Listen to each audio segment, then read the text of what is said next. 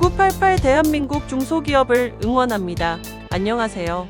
중소기업 연구소에 오신 여러분을 환영합니다. 오늘의 주제를 소개해 드리겠습니다.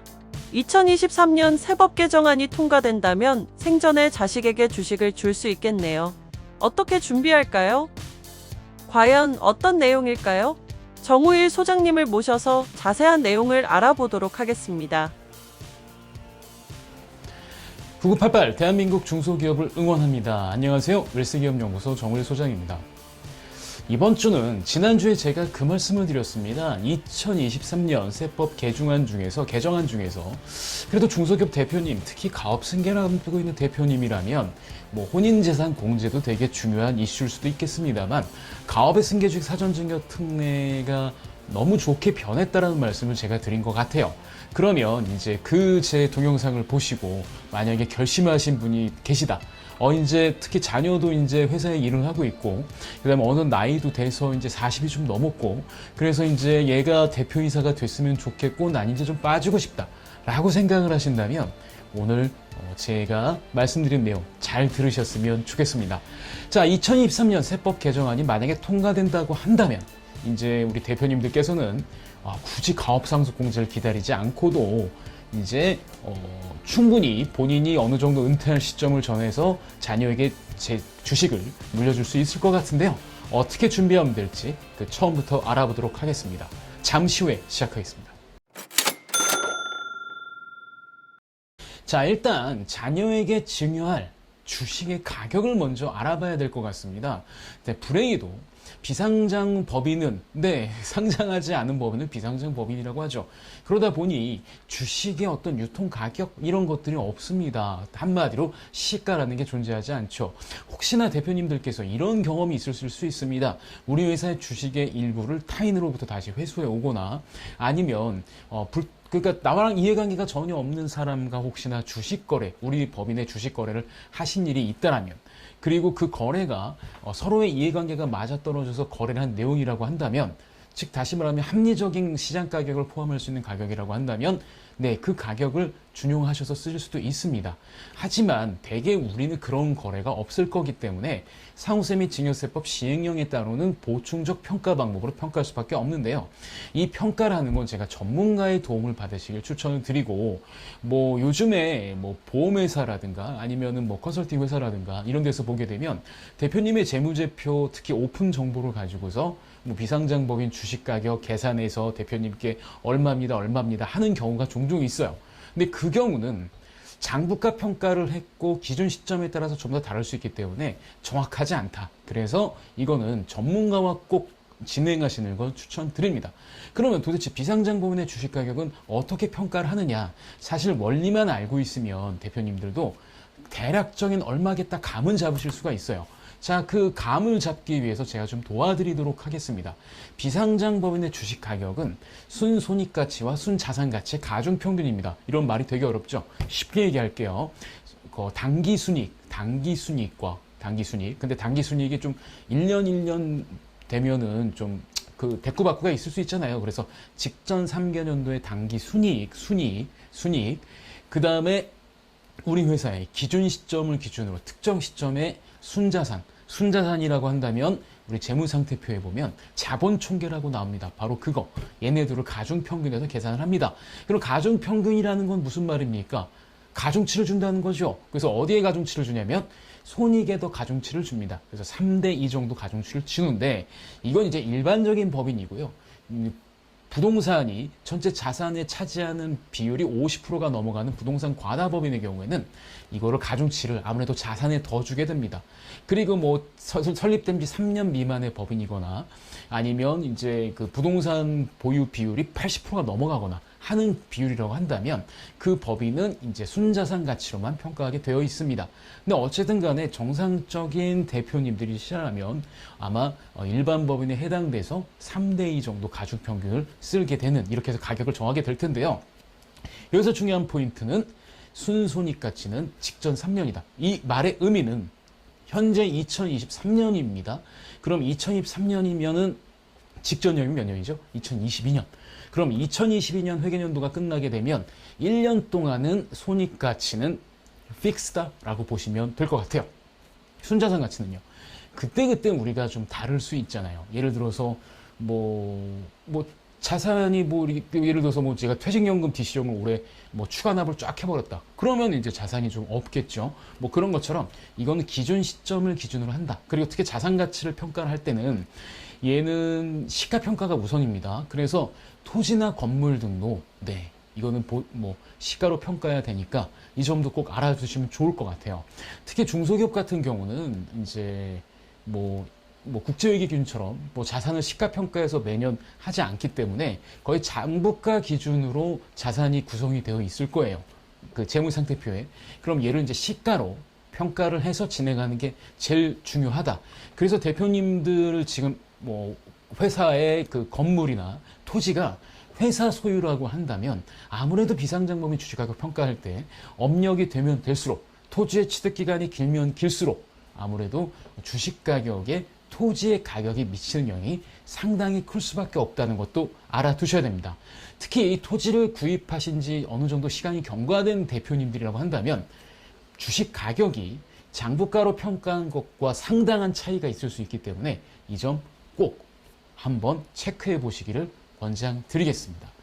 자, 그러면 이렇게 해서 주식 가격을 평가하면 우리가 생각해 볼 게 있습니다. 어쩌면 가업의 승계주식 사전증여 특례 요번에 변경 내용의 핵심은 10% 세율 구간이 이제 종전에 60억에서 300억으로 해주겠다는 의미거든요. 그리고 또 어떻게 보면은 좀 이렇게 볼 수 있어요. 그러니까 이게 10% 구간이 좀 길잖아요. 60억도 사실은 적다고 할 수는 없죠. 일반적인 증여세율 같은 경우는 60억이면 50억인 50%인데 그럼 이게 뭐라 그럴까요? 사전에 내가 이 정도는 세금을 부담하고 가는 것도 나쁘지 않겠다라고 세팅한다고 한다면 실제로 아무래도 주식 가격이 높은 것보다 낮은 게 더 유리할 수 있어요. 왜냐하면 똑같은 세금을 내는데 나는 요번에 사전증여 특례를 쓸 때 우리는 세금을 한 요 정도는 부담할 수 있어. 그리고 올해 만약에 세법이 개정이 된다고 한다면 최대 20년까지 낼 수 있으니까 요 정도는 문제가 없을 거야 라고 하면은 아무래도 납입하는 증여세 기준으로 이동하는 주식 수를 결정할 수밖에 없거든요. 그럼 이렇게 됐을 경우에 제일 유리한 게 뭐겠습니까? 주식 가격이 높은 것보단 낮은 게 훨씬 더 유리한 거죠. 그럼 주식 가격이 낮춘다, 주식 가격을 낮춘다, 이건 가능한 일이냐? 네, 비상장 기업은 가능할 수 있죠. 상장 기업은 솔직히 이러면은 조작이잖아요. 주가 조작, 시세 조작 이러니까 문제가 되지만 비상장 법인 같은 경우는 실제로 우리가 많은 경영적인 판단 아니면 재무 비율을 어떻게 맞출까에 대한 판단을 하면서 지금 한꺼번에 처리할 수 있는 거를 미루기도 하고 이런 회계적인 선택을 하게 됩니다. 그리고 그 선택에 따라서 주식 가격이 조절될 수 있기 때문에 한번 생각을 해봐야 되는 거죠. 그래서 당연히 주식 가격을 낮추는데 이제 우리가 갖고 있다라고 한다면 제일 먼저 생각해 봐야 될 게 장부가에 절대 우리가 재무상태표에 나와 있는 자산 가격에 절대 현혹되지 마셔라. 왜냐하면 이 장부가는 그대로 장부가예요. 비상장범위 주가시 평가할 때는 마치 국제회계 기준을 적용하는 것처럼 시가로 평가합니다. 특히 이것도 생각해 보셔야 돼요. 우리 자산 내용 중에서 없어도 되는 것들을 한번 쳐다보자는 거죠. 그러니까 없어도 된다는 게 뭐예요? 아니 이거 원래 없어야 되는데 있는 것들이 있을 수 있죠. 그게 바로 아마 매출 채권 중에서 대손 처리를 못한 매출 채권입니다. 아마 소멸시효가 지났거나 아니면 회수 불가능한 채권들이 아직도 있을 수 있어요. 그래서 지금 만약에 세무조정교산서를 보시거나 아니면 원장을 갖고 계신다면 우리 회사가 받을 돈 리스트를 한번 뽑아 보시고 이 받을 돈이 언제부터 생겼는지 계산서가 지금 언제 발행된지 그래서 얘가 소멸시효가 지난 것부터 지금 얘가 부도 처리가 됐거나 이래서 도저히 회수받지 못하는 것들을 한번 리스트업을 해볼 필요가 있다라는 겁니다. 그러면 지금까지는 세무사분들께서 사실 이거 그렇잖아요. 당사자인 우리야 이거 진짜 못 받는 거라고 얘기하지만 이건 법적으로 뭔가를 발행하냐. 왜냐하면 계산서가 발행이 됐으니까 매출이 인식이 됐잖아요. 거기서 다시 까는 개념이기 때문에 법인세도 돌려받을 수 있고 부가세도 돌려받을 수 있는 거잖아요. 그렇죠? 그러면 이 경우에 관해관서 과세관청에서는 당연히 믿기가 좀 어렵죠. 그럼 당연히 뭘 요구하겠습니까?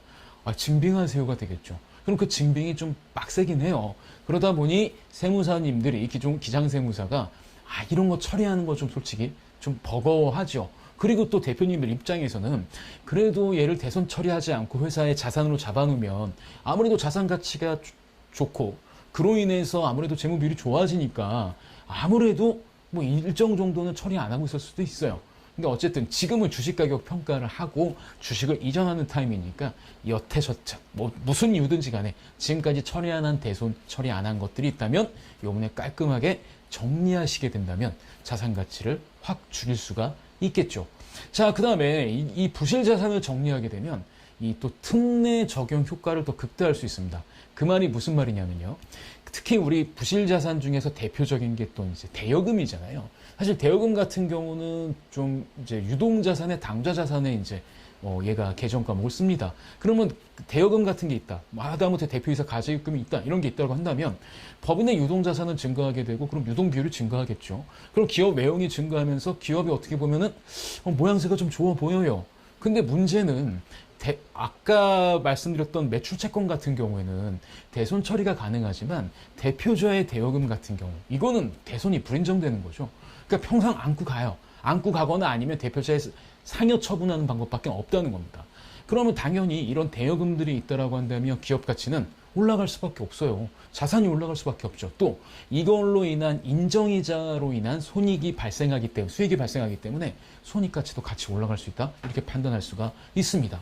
그리고 제가 이 특례 얘기를 하면서 가업의 승기주 사전증여 특례 얘기를 하면서 제일 중요하게 생각하는 게 사실은 얘가 100% 다 해주는 게 아니에요.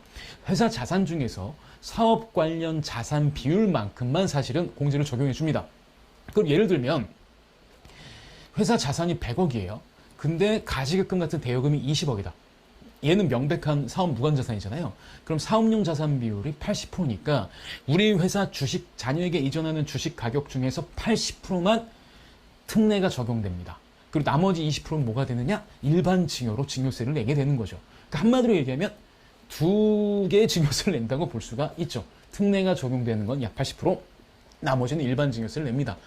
근데 이게 당장 사실은 가업의 승기주 사전증여 특례를 쓰는 이유는 지금 쓰는 비용을 적게 하기 위해서 쓰는 거잖아요. 지금 비용을 최소화하면서 자녀에게 최대한 많은 경영권이 있는 주식을 넘기고 싶어서인데 이게 대여금이 있게 되면 아무래도 이게 약간 부실로 인해서 또 오버차지 되는 것과 이걸로 인해서 세금에 또 내는데 또 페널티, 우리가 원래 이런 의미들을 못 지킨다, 이런 생각도 하실 수가 있습니다. 그래서 일단 가업의 승계주식 사전증여 특례가 좋아지고 지난해보다 올해가 좋아졌고 올해보다 내년이 좋아질지 모르겠습니다만 중요한 건 특례를 적용받거나 가업상속공제를 받거나 이런 혜택을 받고 싶으면 기업의 자산, 구조, 이런 현황들을 꼼꼼하게 체크를 해보셔야 된다. 그리고 우리 기업에 쓸데없이 잡힌 건 많지 않은지, 그리고 혹시나 감가를 예전에 일부러 안 했는지 이런 것들도 한번 보셔서 최적의 주식 가격, 그래도 원래 있는 가치보다 더 많이 나오면 안타깝고 좀 억울하잖아요. 그렇진 않게끔 진행하시는 걸 추천드리겠습니다. 좋아요, 구독, 알림은 저희가 컨텐츠를 만드는데 많은 도움이 됩니다.